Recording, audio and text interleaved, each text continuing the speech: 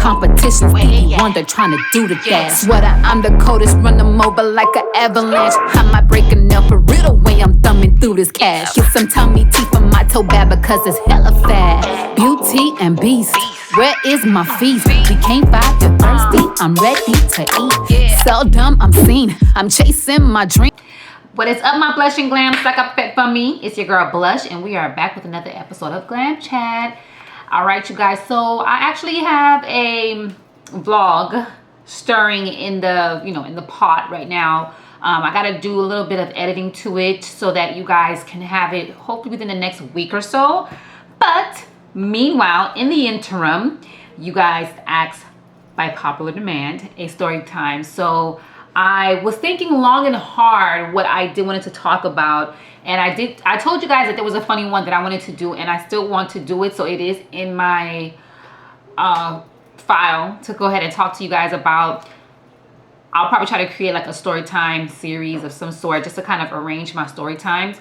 But since we are in the season of holiday season, and I know this is the time where like money is like tight and lots of crazy things goes on around this time of the year, I wanted to just talk about a not so funny incident that happened to me when I was in college. So I'll share that with you. But before we get into that, make sure that you are part of the Blushing Glam family, that you're part of the Blushing Glam tribe, that you're here in the building always, and you're never missing a video or notification. And you can do that very easily by clicking on the notification button.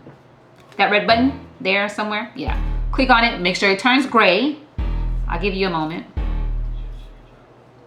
All right, and also make sure that that bell, you also click it so that you always get notified when I upload videos, because YouTube is not doing the job. All right, let's get right to it. So this dates back to when I was in college. I was actually attending the University of North Florida in Jacksonville. I had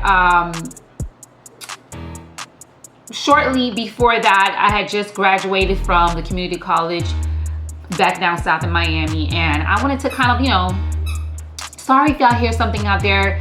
We have a new addition to the family. I haven't introduced you guys yet, but we'll be introducing you guys to the new addition to the family soon. But anyway, so just ignore any fluffy little sounds that you guys hear in the background.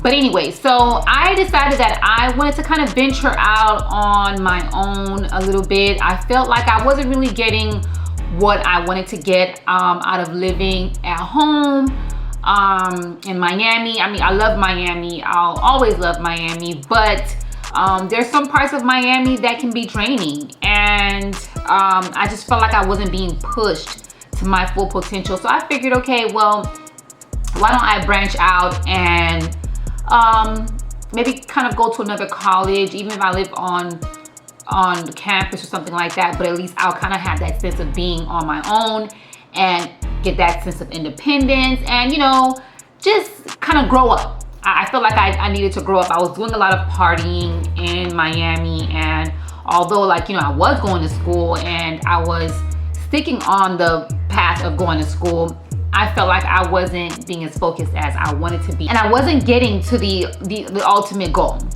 And you guys, sorry, but I don't know why I don't know why I feel like I look very tired. I might be tired, but gosh dang, I mean, the bags they had to show it.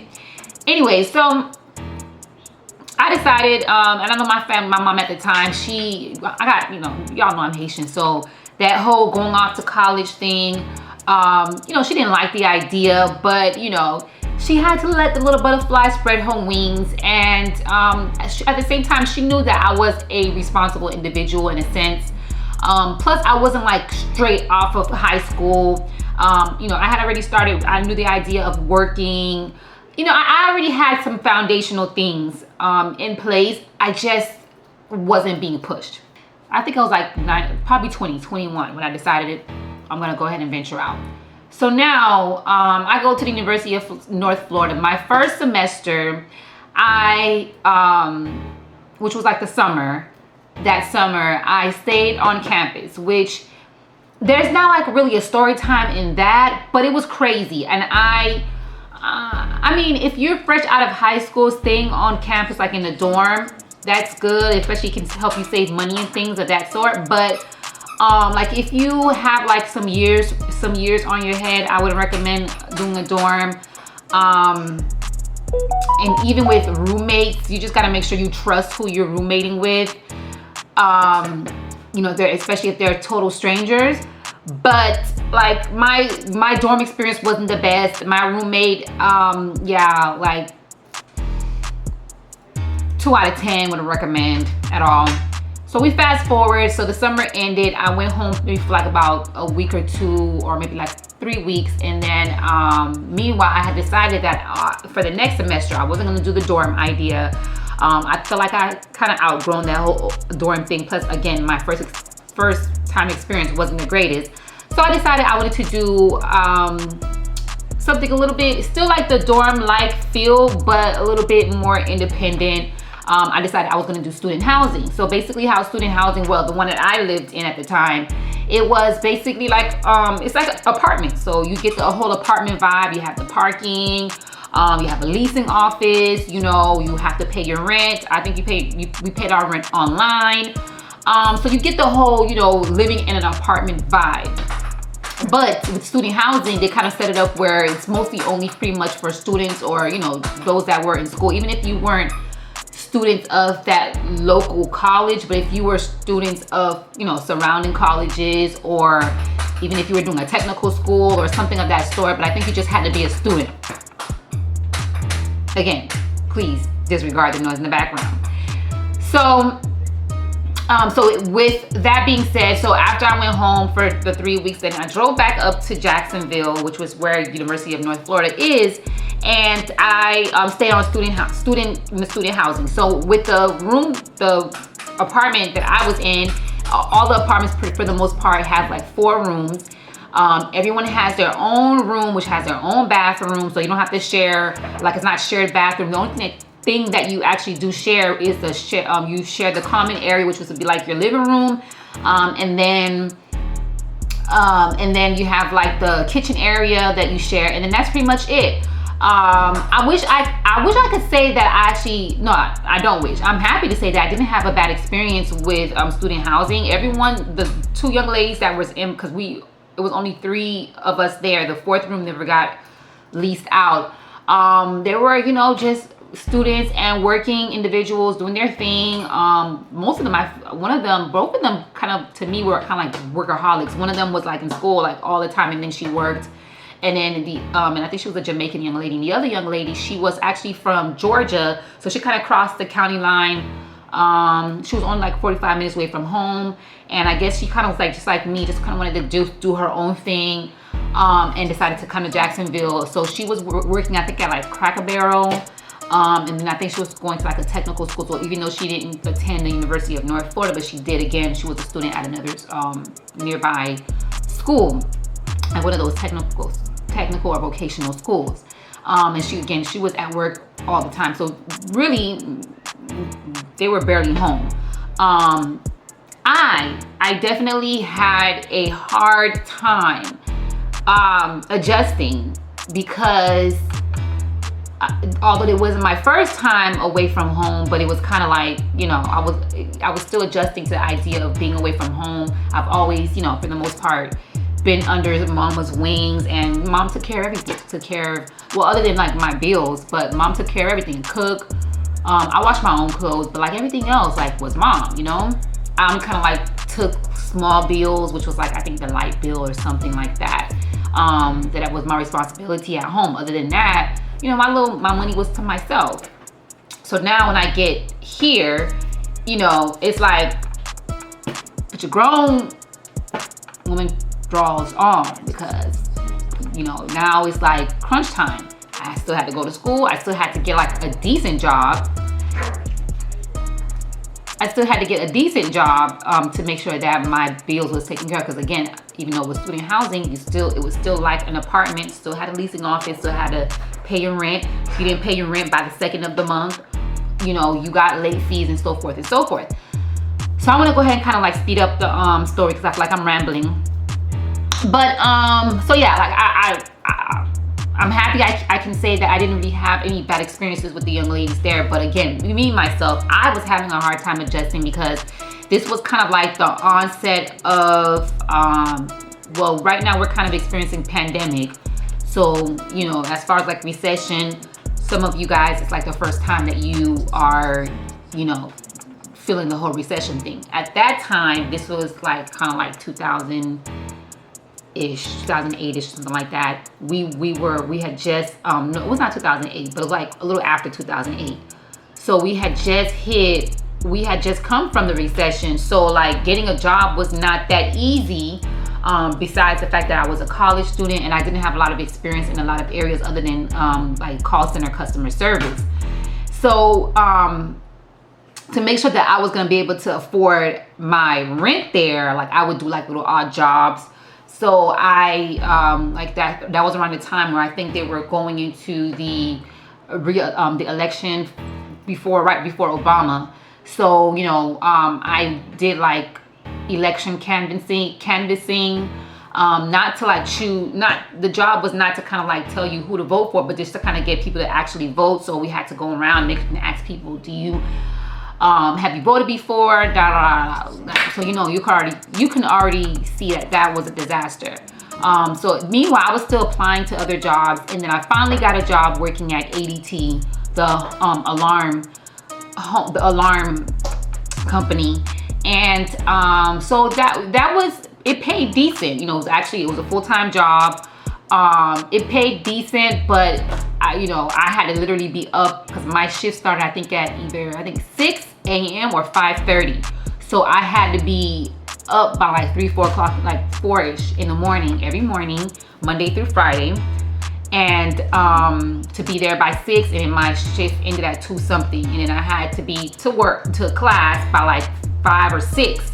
So like, you know, Monday through Friday was very difficult for me because I didn't have a life. It was from work, 2 hours to kind of get my life together, and then head back to school, and then get off of school at like 10, 11, and then, you know, wind down to go to sleep because I had to go to sleep early to be up at like, again, 3-4 o'clock in the morning. So that was my routine. And then like on the weekends when I had some time, a good friend of mine who was staying at Jacksonville at the time, we would, you know, do like the little club scene every now and again, or if she had something like a friend event, but that was like the weekend vibes. So, but still, leading up to that point, again, I was having a hard time adjusting to like living on my own, you know, keeping a job and things of that sort. So I did started to kind of like fall into like a slight, maybe it was a slight depression, and I started to get homesick. At the time, I was dating my high school sweetheart, but we were kind of like running into like a rough patch. And so in my mind, I figured, okay, I'm getting homesick. I'm still having a hard time adjusting here. I think the best thing to do would just be to go back home. So I called my mom up, and you know, mom's always gonna tell you come back home. But like in hindsight, I really could have stuck it out. And I think that, I mean, everything happens for a reason. It is what it is. Like, I'm grateful for everything that happened in my life thereafter.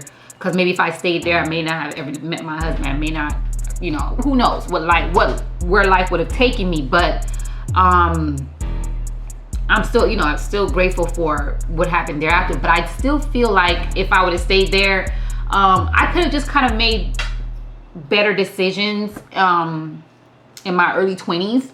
Because again, I feel like independence and like just being on your own teaches you to just like man up or woman up and just get your ish together. Long story short, I decided, okay, I'm gonna move back home. Call my mom up and decided, we made the decision. She was all for it. At the time, supposed to be my boyfriend, and you know, of course, he was happy about it. So December rolled around, and so like the ending of the semester started rolling around, and so with this complex, in order for you to sorry you guys, my camera disrespected me and decided that the battery wasn't gonna cooperate. So anyways, So with this complex, basically, they did allow you the opportunity to break out of the lease. Well, you can actually sublet your room. So basically, if you can find, you can either pay out the remaining of your lease, whatever that is. So if your lease is another 3 months, then you pay out the remaining of the 3 months that you're there, that you're supposed to have been there, then you're good to go. Or if you are able to get someone else to take over the lease, then that is also another option. So that was actually pretty neat, because most complexes, you either have to write out your lease, or if you break your lease, you'll either full out have to pay what you owe for the remaining of the lease, or it can go against your credit too in certain cases. But anyways, so to move forward, now some of you guys may or may not be familiar with Craigslist. So just being kind of like at a desperate place of like, okay, I ain't got no money to pay out the remaining of the lease. I think I may have had like another probably 6 months left. I think 3 to 6 months left. And I didn't have the money to kind of pay out the lease, and nor did I have any desire to stay. Like, I had already just made my decision that I wanted to go. So I decided to put an ad on Craigslist, and I was like, okay, the whatever the ad said, I don't remember. If I can find it, then I'll post. I did find emails, because I did kind of dig up some emails. So I will go ahead and post some emails just for your own review. But the Craigslist ad, I don't think I have that. But anyway, so I put a post on Craigslist, that it was a room for lease. I gave the specific, decent specifics, and then of course how to get in contact with me. So I got a couple of inquiries on my email. So one young lady said she was supposed to come by with her mom that Friday, but I think I was just in the mix of, I think, heading back home for Thanksgiving or something. So I wasn't going to be in. So I think we were supposed to arrange for her to come look at it the following week. And I don't know what happened. She just never showed up. But then there was this one email that was very persistent. And now that, like, when you work at a call center, or even any place where you have to have access to emails, you have like these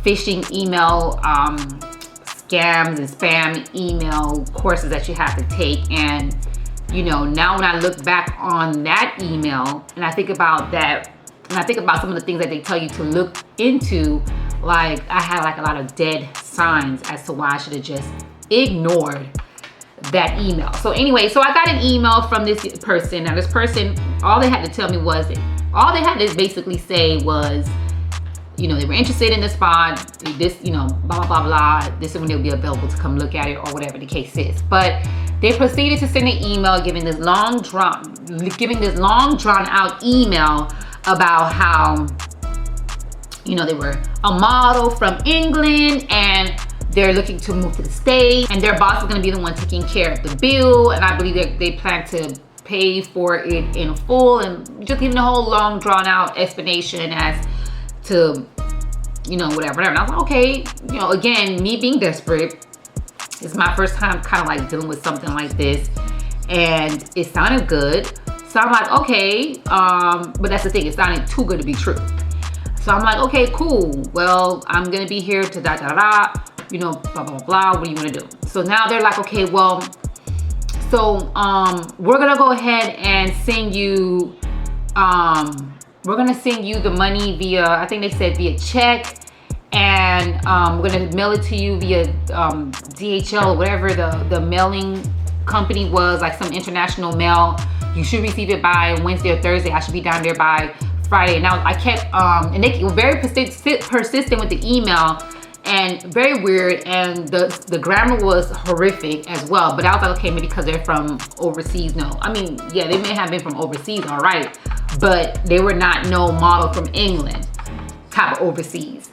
Probably some freaking weirdo in their basement, oh, whatever. Anyway, so So I'm like, okay, well, let me know what you want to do, because again, you know, if you plan to move in exactly on this date, I need to know, because I kind of got to get my things out and make my arrangements to go back home.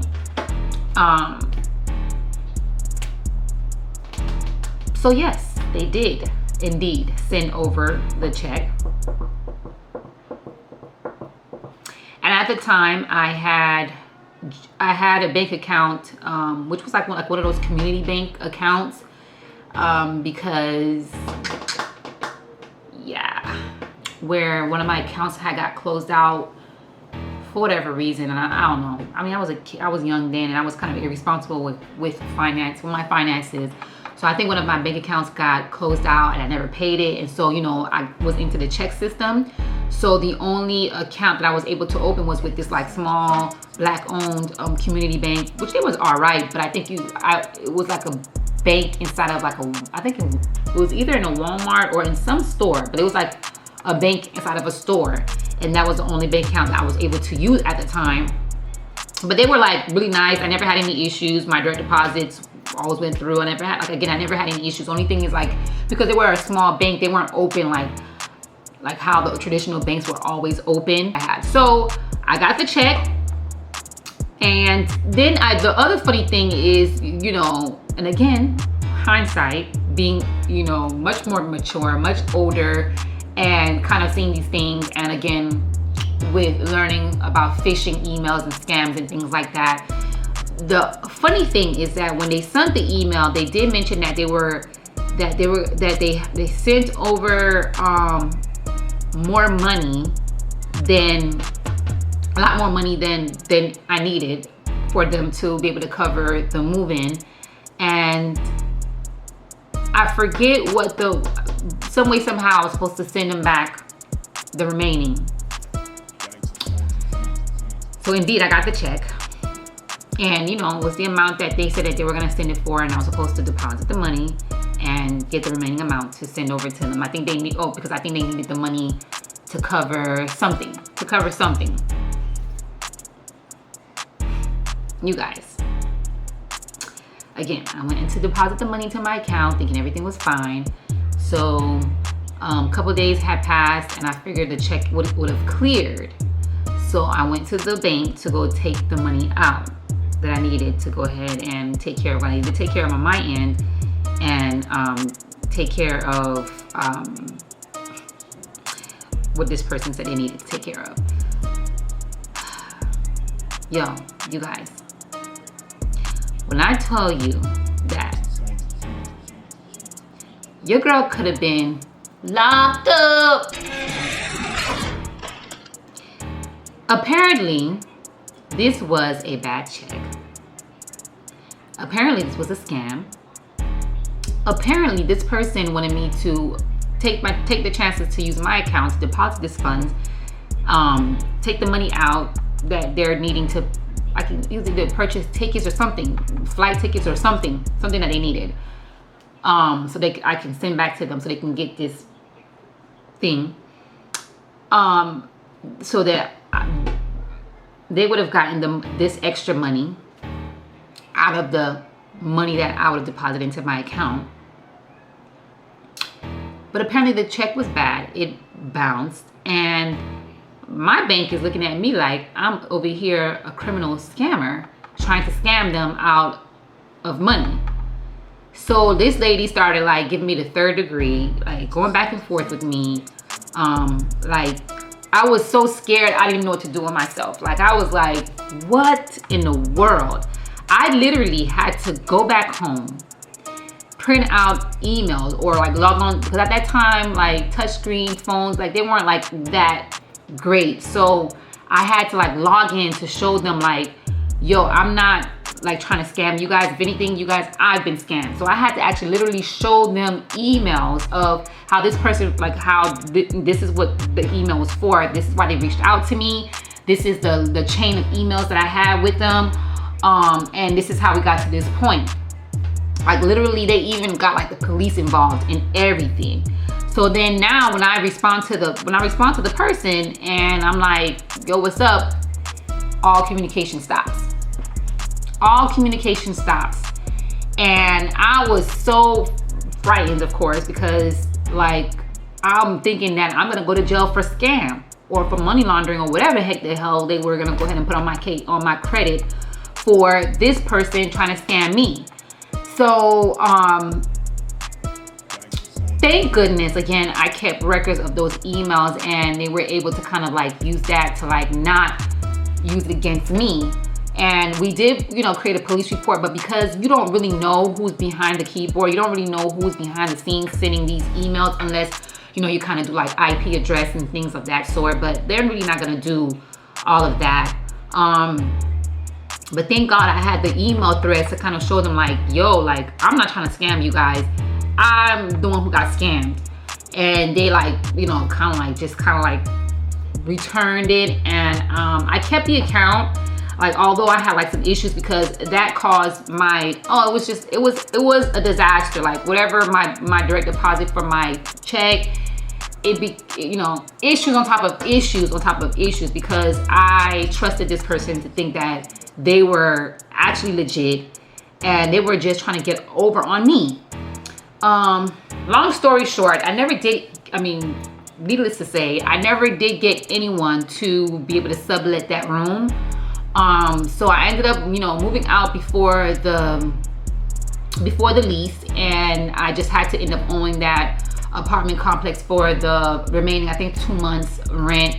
I don't know how that ended up working out, because my mom was just like, just come home, and we figured it out from there. I think I ended up paying them. I might have ended up going to collections. I ended up paying them. I don't think I ended up owing them anymore.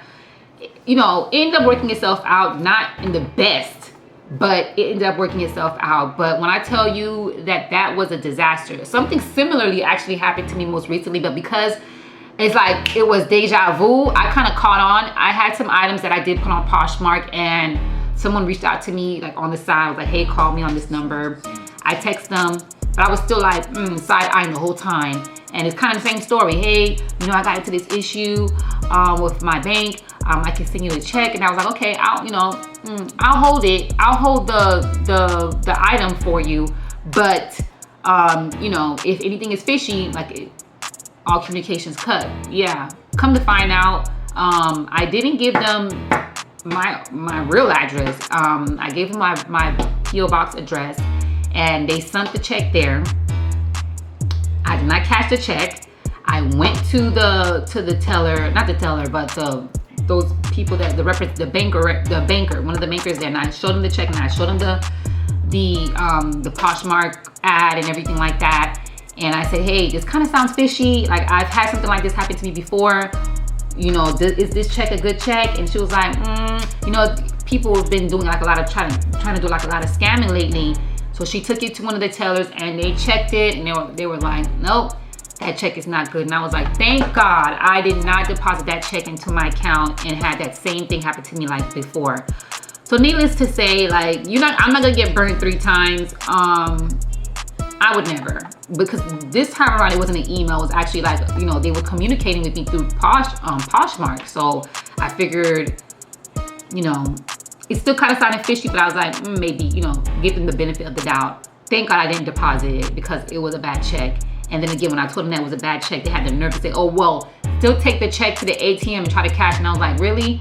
Yeah, you lucky. Like, I don't just, oh God, these people. Moral of the story, you guys, try not to get scammed.